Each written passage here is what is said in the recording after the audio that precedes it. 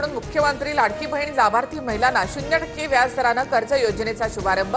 मुख्यमंत्री फडणवीसांच्या व्हिडिओ कॉलवरून लाडक्या बहिणींशी संवाद। लंडनमधील महाराष्ट्र भवनासाठी 5 कोटींचा निधी मुख्यमंत्री देवेंद्र फडणवीसांच्या हस्ते धनादेश सुपूर्द। नंदुरबार जिल्ह्यातील चिडमाळ गावात रस्ता नसल्यामुळे गर्भवती महिलेला झोळीतून नेण्याची वेळ। 4 किलोमीटरची पायपीट करत महिलेला रुग्णालयापर्यंत पोहोचवलं।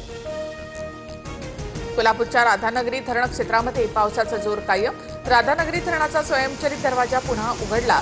धरणातून 1900 क्युसेक्सना विसर्ग सुरू। पंचगंगा नदीच्या पाणी पातळीमध्ये वाढ। पंजाब, हिमाचल, उत्तराखंड, काश्मीरमधून मुसळधार पाऊस। पावसामुळे गुरुग्राम, चंदीगड, नोएडामधील शाळांना सुट्टी। पंजाबमधील 1400 गावांना पुराचा फटका। पुरामध्ये आतापर्यंत 30 पेक्षा अधिक जणांचा मृत्यू। वायव्य भारतामध्ये पावसामुळे सतलज नदीला पूर येण्याची शक्यता। परराष्ट्र मंत्रालयाकडून पाकिस्तानला इशारा। तावी नदीच्या पुराबद्दल सुद्धा पाकिस्तानला इशारा। उत्तर भारतामध्ये मुसळधार पाऊस। गाझियाबादमधील बदरपूरमध्ये पूरस्थिती। नद्यांना पूर आल्यामुळे जनजीवन विस्कळीत।